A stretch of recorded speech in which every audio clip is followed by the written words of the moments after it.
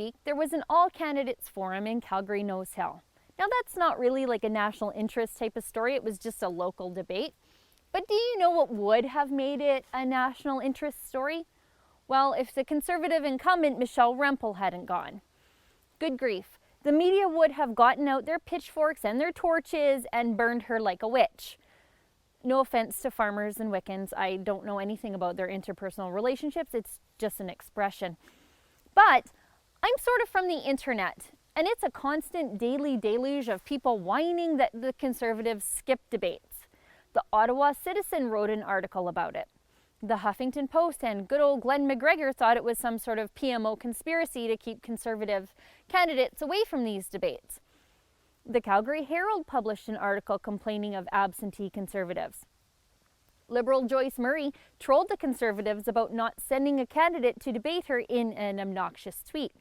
And of course, the random internet liberals lament in indignant tweets about those sneaky, evasive Conservatives. Well, here's when you won't hear the media harping about a candidate not showing.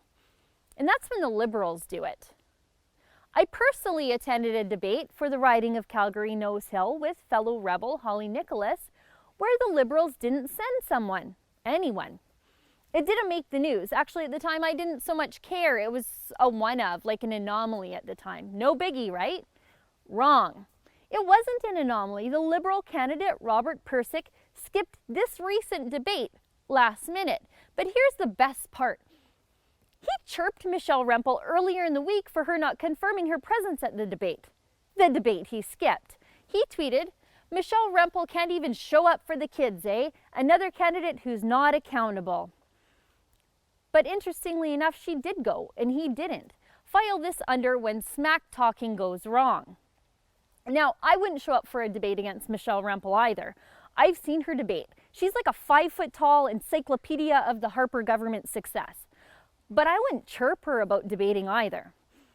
If I was Michelle Rempel, I actually probably wouldn't have gone to this debate.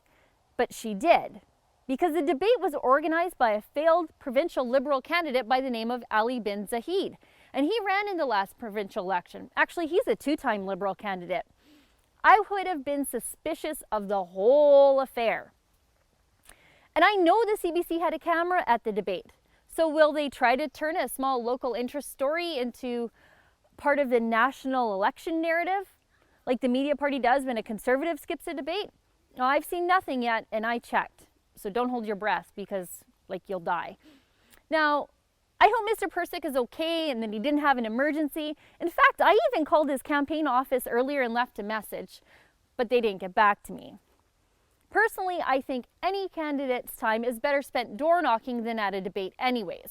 Nobody goes to debates with an open mind. It's more like going to a boxing match or a hockey game. You go there to watch your guy, or girl in this instance, win. You're there to see them land a few punches on the other guy's face. And that's fine. Politics and boxing are blood sports. But here's the thing. If you run your yap about the other guy skipping a few debates, maybe make sure you show up to all of yours. And as for the media, like most election stories, if it's not a Tory, it is not a story.